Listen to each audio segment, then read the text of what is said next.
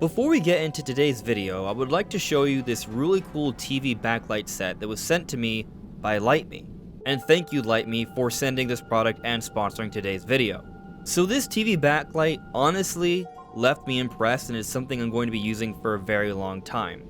It's not just placing colors behind your television for ambience or atmosphere, it's a bit more than that. It comes with this sync box that supports up to 8K resolutions or even 120 frames per second if you dip down to 4K. And what happens is, as you're watching TV or movies, or when you're playing games, the colors and lights react to what's on screen. So if you're playing Metroid Prime Remastered and you're shooting the plasma beam, you're going to see a glow of red shoot towards a corner of the screen. If you're playing Tears of the Kingdom, you're going to see almost like an extension of the overall color of the game. In a way, it's like making your television bigger. And what I found after some tweaking of the settings, which were fairly easy to do thanks to the app that you can set up with this alongside the fairly easy to read manual, is that the overall room becomes the experience. It just helps things to look overall better too. Those colors are vibrant and beautiful. So if this is something that interests you, check out the link in the description below and use my code AndresRestart5 to save 5%. Again, thank you LightMe for sponsoring this video.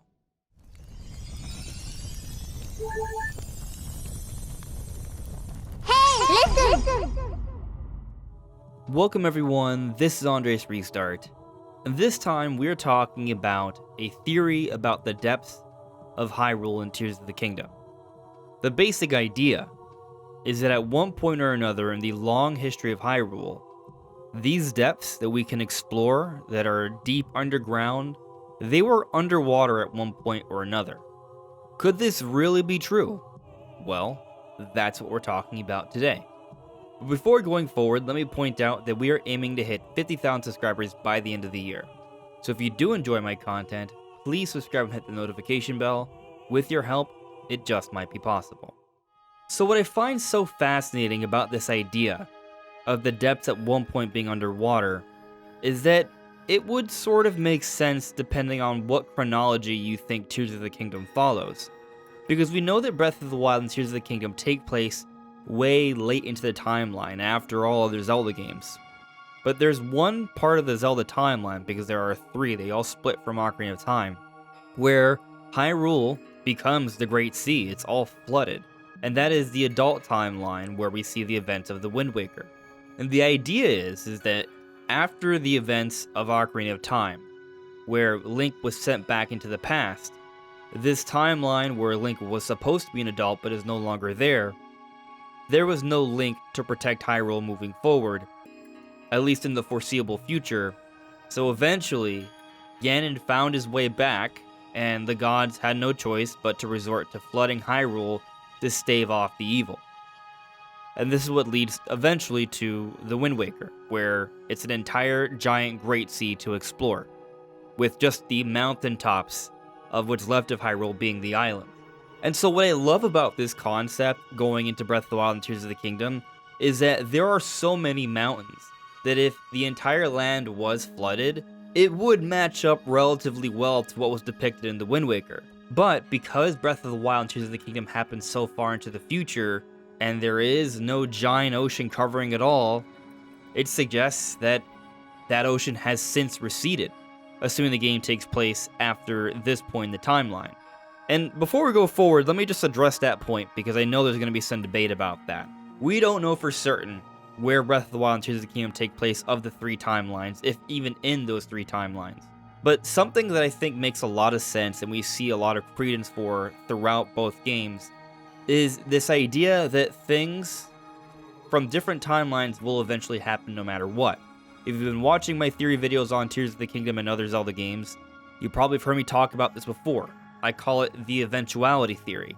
Basically, eventually, certain things will come to pass regardless of timeline. So maybe eventually, regardless of timeline, there will be a moment in time where there is no hero, and the gods will have to resort to flooding the lands to stave off the evil. So with this theory in mind, it's totally conceivable that there will be a Great Sea at one point or another.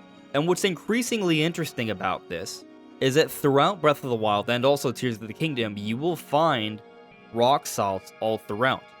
And the description for the rock salt makes a reference to an ancient sea. And given that we can find these rock salts at all points of elevation all throughout the world of Hyrule, that implies that these rock salts came from an ancient sea, and the only way they'd be spread all throughout is if this land was underwater at one point or another. But in order for things to make sense in both Breath of the Wild and Tears of the Kingdom, a lot of time would have needed to have passed, which all signs indicate that that's exactly what happens. They say Breath of the Wild and Tears of the Kingdom takes place far into the future. And if we take the memories at face value in Tears of the Kingdom, where there is this founding of Hyrule, the suggestion being that it's the original founding of Hyrule, all events in between cover up a large expanse of time, so many different things happen. Now, I know there's some debate on that, but the point is, and this is confirmed, Breath of the Wild and Tears of the Kingdom take place thousands and thousands of years after many other events, including Calamity Ganon, which takes place after the events of even the memories in Tears of the Kingdom. So a lot of time has passed. So it is conceivable that there could be a great flood, and eventually this great flood can recede. Which brings me back to this idea of the depths at one point being underwater. When we look at the depths, a lot of it is meant to suggest this ancient, old history of Hyrule.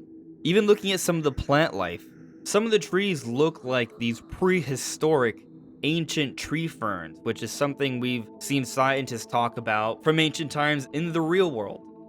And then when we look at the walls, there's a lot of texture there that definitely looks ancient. And you see spores in the air, and you see these giant mushrooms, which suggest a very dank, dark place, at one point even with moisture. There are some small lakes all throughout the depths. But is there anything about it that just straight up tells us, oh, this was underwater at one point? Well, we look at some of the plant life we see on the ground, it's definitely of an exotic look. And some of it can be really colorful. Some of it does remind me of some of the marine biolife we have seen in our real world. Not exactly the same. I've been trying to find like an exact match, and I can't quite see it. There are some things that look almost like sea anemones, but there is not a clear-cut match. And there probably shouldn't be, because what we're talking about here isn't like as if the depths just were underwater. This would have been a long time ago. So whatever sort of life would have been underwater, it would be very different now. And that's really what I'm getting at here. The kind of environment we're seeing is something very different from what we see on the surface. Why is there life like this deep underground? Why are there trees? Why are there mushrooms? Why are there plants and bushes? It's not the kind of thing you would see underground. But if there is water, these things become more conceivable. Something else that I think is worth noting is that there are a lot of giant stalactites all throughout the ceilings of the depths, which suggests there was a lot of water flowing down there at one point or another. But what initially set me off on this idea that maybe there could be a connection to the depths and the ancient sea is that there are these large tree root systems all throughout. What are these trees for? It reminds me of what was going on in the Wind Waker. You see, in the Wind Waker, the Deku Tree had Link go off to help the Koroks to help spread a new Deku Tree forest in these different islands, providing water so they could bloom. And the hope is that someday, these different trees around the ancient sea can grow into a new forest and restore the land. And when you think about it, it makes a lot of sense. Because what is the one race that is more prevalent than any other race throughout the world of Hyrule that we've seen? It is the Koroks. There are so many Korok seeds to collect. There are more than 1,000 Koroks in the world of Hyrule. And 1,000 may not seem like a large number when you compare it to populations in real life, but in the context of everything that we see in Tears of the Kingdom, there are more Koroks than any other race by a significant margin. They are thriving. There are forests and trees everywhere. And when we go underground, we see these giant root systems. Now, that isn't to say that I think the light roots are connected to these ancient trees that were sprouted during the times of the Wind Waker, or whatever the equivalent would be in the different timelines, assuming the eventuality theory. The light roots are connected to the Shrines of Light on the surface. These structures were put into place by King Rauru and Queen Sonia to protect the land moving forward into the future, and to prepare for what's to come. But is it not possible that maybe they could have taken some existing plant life and adapted it to become the light roots or the shrines of light at the surface? We don't really have any hard evidence for this. But something else I noticed that I found to be kind of interesting is that looking at the light roots, given that there are multiple pieces of this plant coming out from different directions and extending upwards, it reminds me a lot of mangrove trees. Mangrove trees are trees connected to the water. And when you do activate them and the light comes down and hits the ground, it makes a ripple-like effect as if it's touching the surface of water, further supporting the idea that there could be some inspiration from mangroves here. So do I have enough evidence to say that this is 100% the case?